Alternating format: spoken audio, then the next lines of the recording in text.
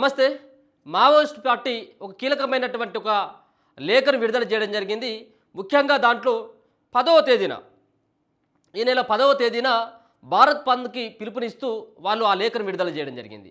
ఇటీవల మావోయిస్టుల పైన జరుగుతున్నటువంటి మారణకాండ కావచ్చు, ముఖ్యంగా ఆపరేషన్ కగారులో భాగంగా మావోయిస్టుల పైన పోలీసులు జరుపుతున్నటువంటి కేంద్ర బలగాలు జరుపుతున్నటువంటి కాల్పులకు నిరసనగా కానీ నంబాల కేశవరావుకు సంబంధించినటువంటి మృతి పట్ల ఆయనతో పాటు మరో 26 మంది చనిపోయినటువంటి ఆ నేపథ్యంలో కేంద్ర కమిటీ, మావోయిస్టు కేంద్ర కమిటీ ఈ యొక్క నిర్ణయం తీసుకోవడం జరిగింది.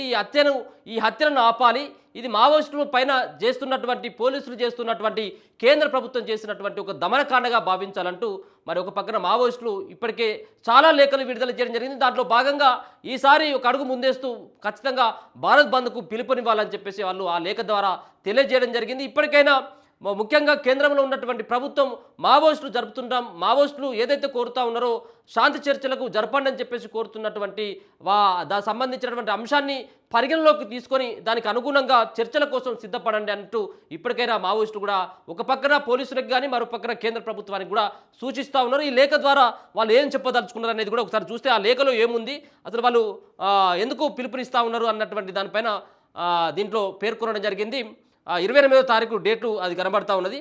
సో భారత కమ్యూనిస్టు పార్టీ మావోయిస్టు కేంద్ర కమిటీ, భారత విప్లవోద్యమ నాయకుడు, భారత కమ్యూనిస్టు పార్టీ మావోయిస్టు ప్రధాన కార్యదర్శి, పొలిట్ బ్యూరో సభ్యుడు కామ్రేడ్ బసవరాజ్ నంబాల కేశవరావు అమర్ హై అంటూ ఒక హెడ్లైన్ తోటి వార్తను చూడొచ్చు.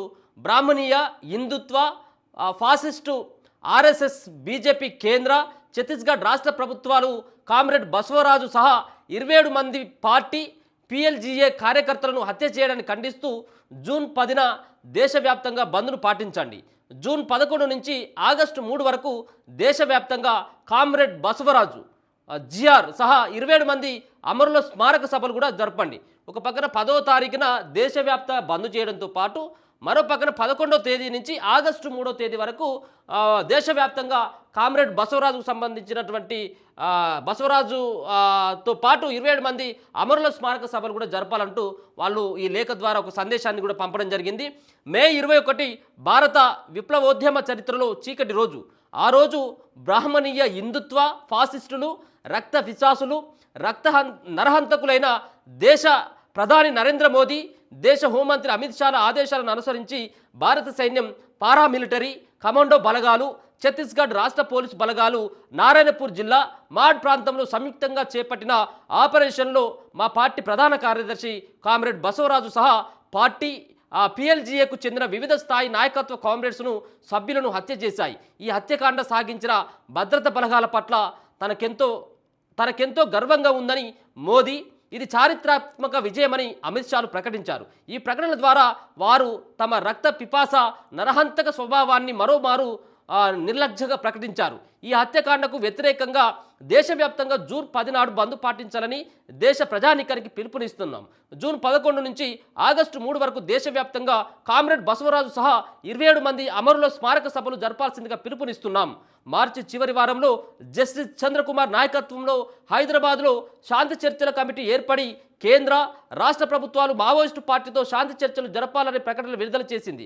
కేంద్ర, రాష్ట్ర ప్రభుత్వాలు శాంతి చర్చలకు సానుకూలంగా పరిస్థితిని కల్పిస్తే మా పార్టీ అందుకు సిద్ధమేనని మార్చి 28న పత్రిక ప్రకటన ద్వారా మా వైఖరిని ప్రకటించాం. ఆ తర్వాత 2 సార్లు మా కేంద్ర కమిటీ మీడియా ప్రతినిధి comrade Abhay Dandakaranya special జోన్లోని Uttar Paschim sub జోన్ల media ప్రతినిధి కామ్రేడ్ రూపేష్ 2 సార్లు కేంద్ర, రాష్ట్ర ప్రభుత్వాలు కగారు యుద్ధాన్ని ఆపివేసి శాంతి చర్చలకు సానుకూలంగా పరిస్థితిని కల్పించాలని కోరారు.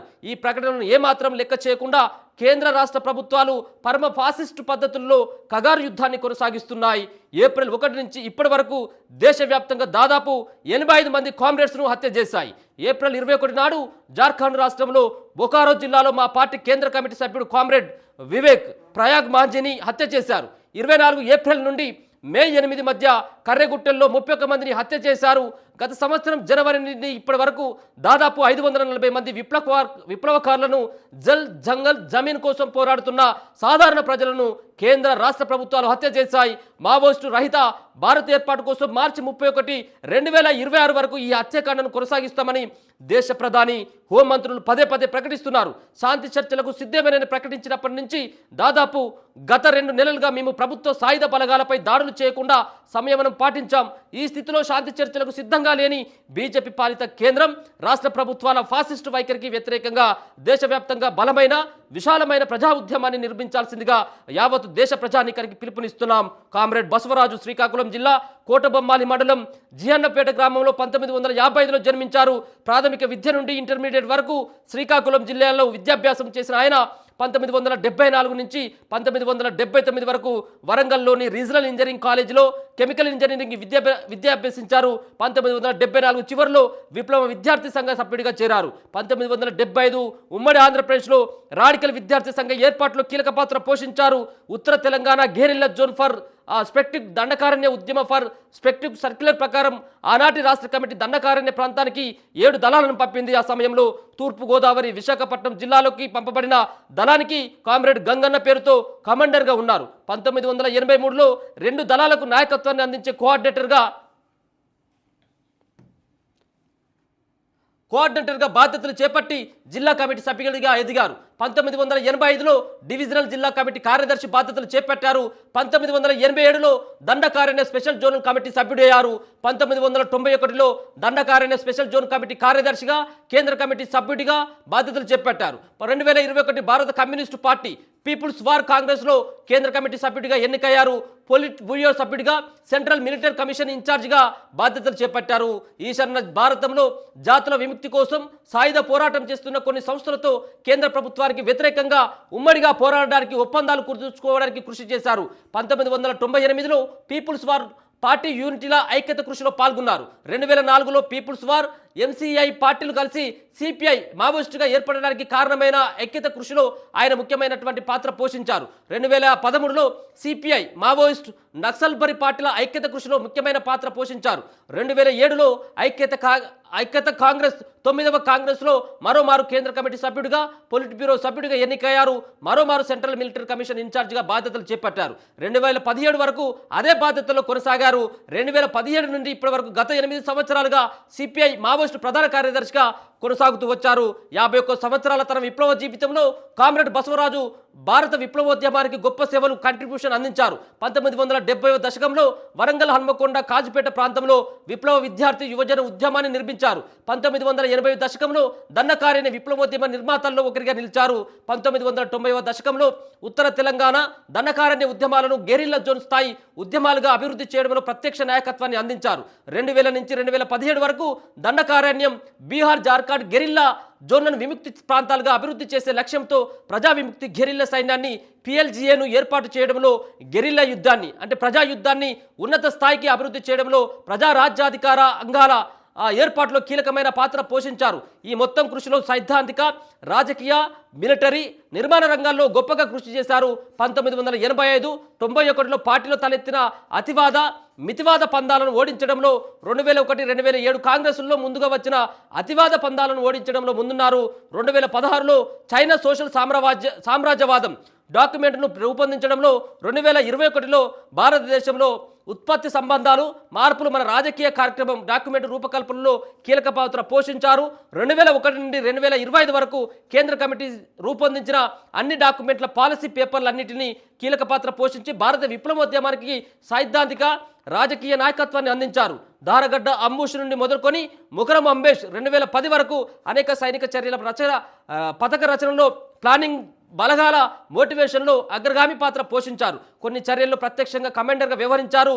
పిఎల్జిఏను సుశితమైన ప్రజా సైన్యంగా తీర్చిదిద్దడానికి అవామీ జంగ్ పత్రికకు ప్రధాన సంపాదకుడిగానే కాకుండా అనేక మిలిటరీ శిక్షణ శిబిరాలు నడిపారు. ప్రధాన కార్యదర్శి బాధ్యతలు చేపట్టిన నుండి పార్టీ సిద్ధాంత పత్రిక పీపుల్స్ వార్కు ప్రత్యేక సంపాదకుడిగా ఉంటూ సమర్థవంతంగా నడిపిస్తున్నారు. పార్టీ ప్రధాన కార్యదర్శిని కోల్పోవడం భారత విప్లవోద్యమానికి పార్టీకి నిస్సందేహంగా భారీ నష్టమే. అయితే ఈ నష్టం శాశ్వతం కాదు. 1972లో ఆనాటి ప్రధాన కార్యదర్శి కామ్రేడ్ చారు ముజుందార్ను పుట్టన పెట్టుకున్న దోపిడీ పాలక వర్గాలు దేశంలో విప్లవోద్యమం సమసిపోయిందని సంతోషపడ్డాయి. అనాది కాలంలోనే 1978లో ఆంధ్రప్రదేశ్, బీహార్ రాష్ట్రాల్లో విప్లవోద్యమం పెల్లుబికింది. ఇతర రాష్ట్రాల విప్లవ పార్టీ విస్తరించింది. 1999 డిసెంబర్లో కామ్రేడ్స్ శ్యామ్, మహేష్ మురళీలను హత్య చేసి విప్లవోద్యమం వెన్నువిరిచాం అని దోపిడీ ప్రభుత్వాలు సంబరపడ్డాయి. కానీ సంవత్సర కాలంలో 2000 సంవత్సరంలో ప్రజా విముక్తి గెరిల్ల సైన్యం ఏర్పడి పాలక వర్గాల గుండెల్లో సింహ స్వప్నమైంది. ఆనాటి నుండి పార్టీ నాయకత్వంలో సామ్రాజ్యవాద, దళారీ, నిరంకుశ పెట్టుబడిదారీ భూస్వామ్య వ్యవస్థ నిర్మూలన కోసం పిఎల్జీఏ ప్రజాయుద్ధాన్ని సాగిస్తుంది. కామ్రేడ్ చారు ముజుందార్ అమరత్వం గడిచిన 53 ఏళ్లలో దేశవ్యాప్తంగా గణనీయమైన సంఖ్యలో కేంద్ర రాష్ట్ర కమిటీల సభ్యులు అమరులయ్యారు. వారి అమరత్వంతో భారత విప్లవోద్యమం నష్టపోయినప్పటికీ ఆ నష్టాల నుండి విప్లవోద్యమం కోలుకుంటూ వస్తుంది. భారతదేశంలో సామ్రాజ్యవాదులు, దళారీ, నిరంకుశ పెట్టుబడిదారుల, భూస్వాముల దోపిడీ, పీడనలున్నంత వరకు పీడిత వర్గాలు, పీడిత సంఘాల సముదాయాలు, పీడిత జాతుల వాటికి వ్యతిరేకంగా వర్గ పోరాటాలు చేస్తాయి, ప్రజాయుద్ధం చేస్తాయి. ఈ పోరాటాల ప్రజాయుద్ధ కార్యక్రమంలో సామాన్య ప్రజల నుండే అసామాన్య నాయకులు రూపొందుతారు. అందుకే ఒక వీరుడు మరణిస్తే పుడతారు వేలు అనేది వర్గ పోరాట నియమంగా మారింది.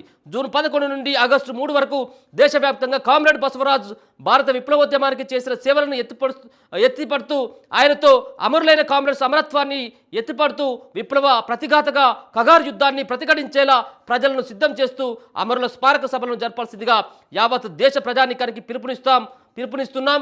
అమరుల ఆశయ సాధన కోసం విప్లవోద్యమంలో భాగస్వాములు కావాల్సిందిగా విద్యార్థి, యువజనులకు, మేధావులకు, కార్మికులకు, కర్షకులకు, మధ్యతరగతి, జాతీయ పెట్టుబడిదారులకు, మహిళలకు, దళితులకు, ఆదివాసులకు, మత మైనార్టీలకు, పీడిత జాతులకు పిలుపునిస్తున్నామంటూ అభయ్ అధికార ప్రతినిధి, కేంద్ర కమిటీ, భారత కమ్యూనిస్టు పార్టీ నుంచి ఆయన ఒక లేఖను కూడా విడుదల చేయడం జరిగింది. మొత్తంగా ఇప్పటికైతే ఈ మావోయిస్టులు వాళ్ళు చేపట్టినట్టు మావోయిస్టుల పైన ఆపరేషన్ కగార్తో జరుపుతున్నటువంటి దాడులను ఖండిస్తూ ఒక పక్కన ఒక నాయకుడు చచ్చిపోతే మరో నాయకుడు పుడతాడు, ఖచ్చితంగా ఇది జరిగేటువంటిదే, గతంలో ఉన్నటువంటి చరిత్రను తిరగరాస్తూ, మరో పక్కన నంబాల కేశవరావు సంబంధించినటువంటి మృతి, ఆయన మావోయిస్టు పార్టీలోకి రావడానికి కారణాలు, ఆయన వచ్చిన దగ్గర నుంచి ఏ పదవులు ఏ విధంగా చేపట్టిండో, ఆయన ఆ ఉద్యమం సంబంధించినటువంటి ప్రస్తావనని వాళ్ళు గుర్తు చేసుకుంటూ ఈ లేఖను విడుదల చేయడం జరిగింది. మరి ఒక పక్కన 10వ తేదీ నుంచి 10వ తేదీన భారత్ బంద్తో పాటు 10 నుంచి ఆగస్టు 3 వరకు కూడా మరి సంబంధించిన స్మారక సభలు నిర్వహించాలని చెప్పేసి వాళ్ళు మావోయిస్టు పార్టీకి సంబంధించినటువంటి నేతలు కూడా వాళ్ళు లేఖలు కూడా విడుదల చేయడం జరిగింది. 10వ తారీఖున మాత్రం ఖచ్చితంగా భారత్ బంద్ ఉన్నటువంటి అవకాశం అయితే కనబడుతుంది.